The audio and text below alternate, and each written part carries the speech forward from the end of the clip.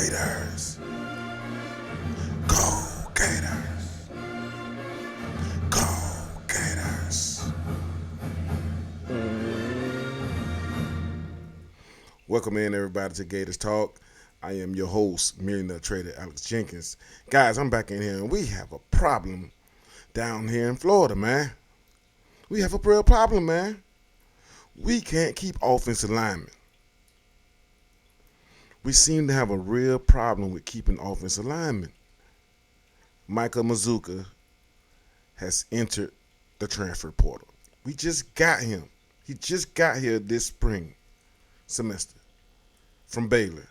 We're talking about a 6'5", 331-pound monster, and he had 3 years of eligibility left.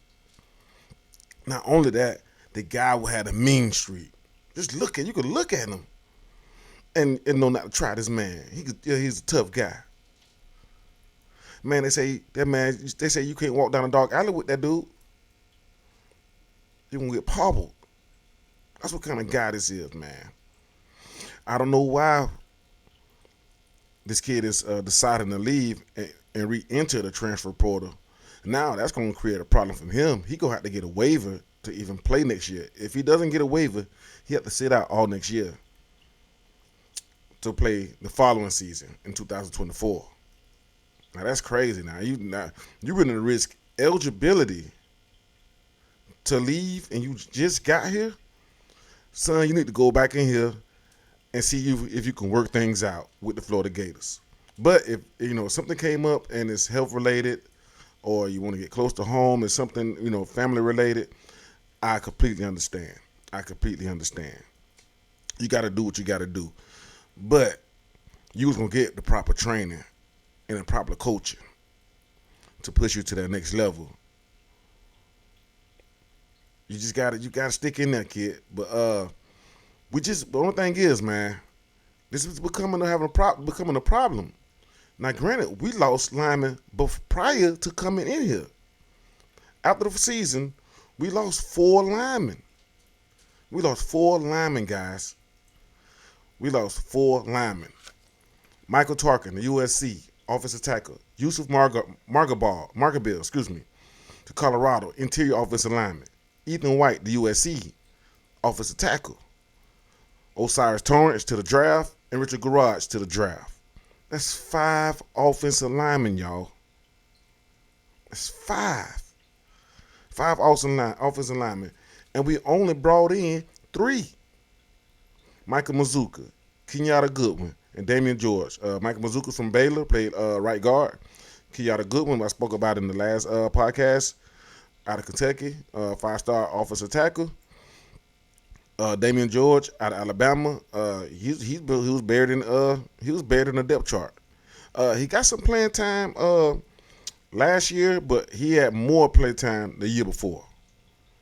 And looking at the tape, he didn't look that well, but hopefully he made improvement from last year to this year. Because right now, we is in need of offensive linemen. Billy, I don't know what you guys are doing, man, but you got to fix this, man. You need offensive linemen. In order to get your offense to go and work, you need big, powerful offensive linemen in the SEC. He really need to, I don't know what's going on, but he need to figure this out. They say Billy Napier, Billy Ballsack is what they call him over at High Top Sports. He's the man, and he's very smart and very detailed oriented as far as the way he attacked things. Well, you need to figure this out. You need to figure this out, Billy. Old Nate. You got to do something about this offensive line room, whether it's the tackles or the interior linemen. We got to retain SEC caliber linemen. Not only that, we need to be recruiting them heavy. Now, I know DJ Lagway, he's on that path. He's helping recruiting some offensive linemen because he know he need it. In order for him to be successful, he need to have a good offensive line up front. Guys that some real trench warriors. I love pushing guys around. Oh, we need those type of guys. The only guys we have left on the roster, interior offensive linemen, Christian Williams, Jalen Farmer, Jake Slaughter, and Richie Leonard. That's four guys, guys. We're four guys deep. Not only Damian George and Kiata Goodwin are offensive tackles. Micah Mazzccua was an interior offensive lineman that has experience on the field. I mean, he had a pretty decent PFF grade. I mean, it was just a hair above average, but a hellified run blocker. Understood the scheme because he come out of Baylor, which is running a similar offensive system that Napier run. Guys, we are in trouble. We already went 6-5 last year. We're already digging ourselves out of a hole right now. Let's not dig a deeper hole here. Billy Napier really got to get his stuff together on this one, man. And this Army that he put all this work in, this money into, we're going to have to see these guys going to really buckle down and go hard this year because we need rewards to come out of that. All the money spent, we're going to need a return on that investment. ROI. It's a lot of money getting sunk in recruiting. And we need to get something out of that. And we're not talking about some 3-star guys. Granted, 3-star guys are pretty good guys, and they work out pretty well. Stars don't mean everything.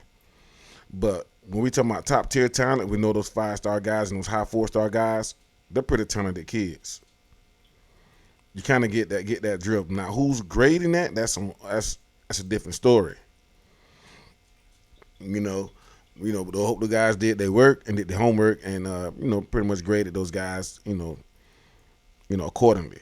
But besides the point, we need that recruiting staff to really buckle down. Those coaches, Rob Sale and Darnell Stapleton, I don't know what you guys are doing here. But y'all gonna have to correct something. I don't know which one of you are doing it. It's 2 of you guys. It shouldn't be like this. We shouldn't have guys leave. Which one of you guys are the common denominator in this situation? It's one of you guys that's causing problems. Billy Napier, you really need to get to the bottom of this.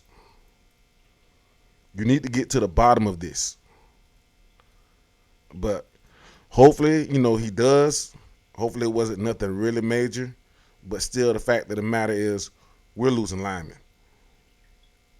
We are losing linemen, and we can't afford to do that. And not only that, it's just he going into his second year. He under the microscope. He's under the Florida microscope. And that's a rough microscope to be under.